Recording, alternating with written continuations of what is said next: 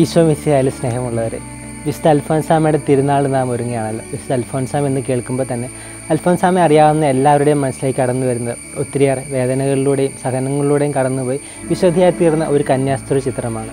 ആ വിശുദ്ധിക്ക് നാം കൊടുക്കുന്ന വാഴ്ത്തും അത് തന്നെയാണ്. എന്നാൽ നമ്മുടെയൊക്കെ അമ്മമാരുടെ അത്ര വേദന സഹിച്ചിട്ടുണ്ടോ? അപ്പന്മാരുടെയൊക്കെ കഷ്ടപ്പാടിൻ്റെയും ബുദ്ധിമുട്ടിൻ്റെയും അലച്ചിലിൻ്റെയും അത്രയൊക്കെ വരും അൽഫോൻസാമയുടെ സഹനങ്ങൾ. അപ്പോൾ സഹനങ്ങളല്ല ഒരാളെ വിശുദ്ധിയാക്കി തീർക്കുന്നത്.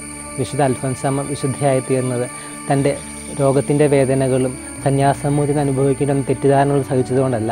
അൽഫോൻസാമ വിശുദ്ധിയായി തീർന്നത് തൻ്റെ എല്ലാ സഹനങ്ങളിലും ഈശോയുടെ സ്നേഹം തിരിച്ചറിഞ്ഞതുകൊണ്ടാണ്.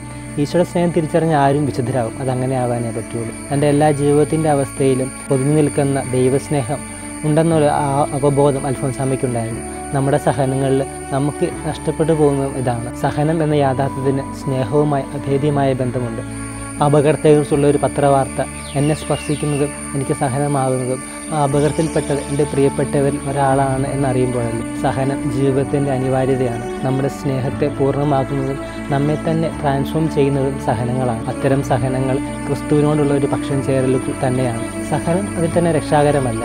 കാരണം സഹനം മനുഷ്യനെ പലതരത്തിലുള്ള തകർച്ചയിലേക്കും പ്രതീക്ഷയില്ലായ്മയിലേക്കും ഒക്കെ നയിക്കാറുണ്ട്.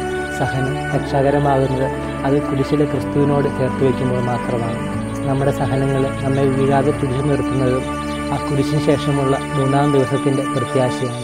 അൽഫോൻസാമ നമ്മുടെ സഹനങ്ങൾക്കുള്ള ഒരു സൊല്യൂഷനായിട്ടല്ല നിൽക്കുന്നത്, മറിച്ച് എങ്ങനെ സഹിക്കണം, സഹനങ്ങളെ എങ്ങനെ ധ്യാനിക്കണം എന്ന് കാണിച്ചു തരാൻ വേണ്ടിയാണ്. ജീവിതത്തിൻ്റെ സഹനമുറിവുകളെ സ്നേഹിക്കണമെങ്കിൽ ക്രിസ്തുവിനോളം നിതാന്തമായ സ്നേഹം ആവശ്യം. ഒന്നോർത്താൽ എത്രയെത്ര സങ്കടങ്ങൾ മറികടന്നാണ് ഓരോ മനുഷ്യനും ഇവിടെ നിൽക്കുന്നത്. എങ്കിൽ ഓരോ മനുഷ്യൻ്റെ ഉള്ളിൽ ക്രിസ്തുവിൻ്റെ സ്നേഹവും പ്രത്യാശയുമുണ്ട്. എവിടെയോ വായിച്ചത് ഇങ്ങനെ ശരിയാണെന്ന് തോന്നുന്നു. സഹനങ്ങൾ നിൻ്റെ ഇലകളെയും കായ്കനികളെയും തല്ലിക്കൊഴിച്ച് ആകാശവക്ഷത്തിലേക്ക് ഉയർത്തപ്പെട്ട മരമായി നീ മാറ്റപ്പെട്ടുവെങ്കിൽ നിൻ്റെ കരങ്ങളോട് ചേർന്ന് ഒരാൾ വിശ്രമിക്കുന്നുണ്ട്. അതുകൊണ്ട് നിൻ്റെ സഹനങ്ങളിൽ നീ ഒരിക്കലും തകർന്നു പോവുകയില്ല, തനിച്ചുമല്ല. നിൻ്റെ സഹനങ്ങളിൽ നിൻ്റെ കുരിശിൻ്റെ മറുവശത്ത് ക്രിസ്തുവുണ്ട്. ദൈവം നിങ്ങളെ സമൃദ്ധമായി അനുഗ്രഹിക്കട്ടെ. ആമേൻ.